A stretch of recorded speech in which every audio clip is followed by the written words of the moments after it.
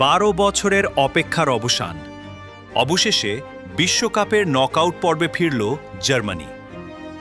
Ivory কোস্টের বিপক্ষে শুরুটা মোটেও সহজ ছিল না 4 বারের বিশ্ব চ্যাম্পিয়নদের জন্য।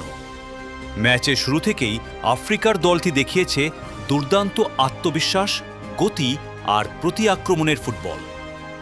প্রথমার্ধে ইয়ান দিওমানদের অসাধারণ মুভ থেকে তৈরি হওয়া আক্রমণে গোল করে আইভরি কোস্টকে এগিয়ে দেন ফ্রাঙ্ক কেসি। সেই গোলেই চাপে পড়ে যায় জার্মানি।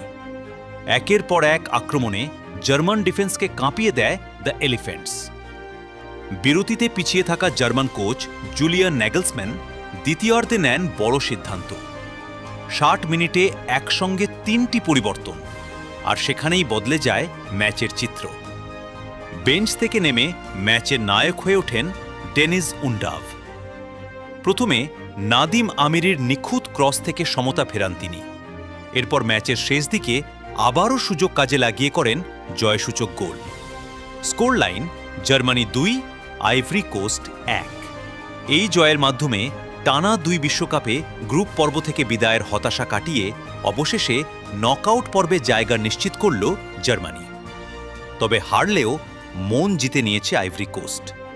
তাদের সাহসী, দ্রুতগতির এবং সংগঠিত ফুটবল বিশ্বমঞ্চে নতুন বার্তা দিয়েছে। অন্যদিকে জার্মানির জয় যেমন স্বস্তির, তেমনি রক্ষণভাগের দুর্বলতা এখনও চিন্তার কারণ। সামনে আরও কঠিন প্রতিপক্ষের বিপক্ষে এই ভুলগুলো শুধরে নিতে হবে ন্যাগলসম্যানের দলকে।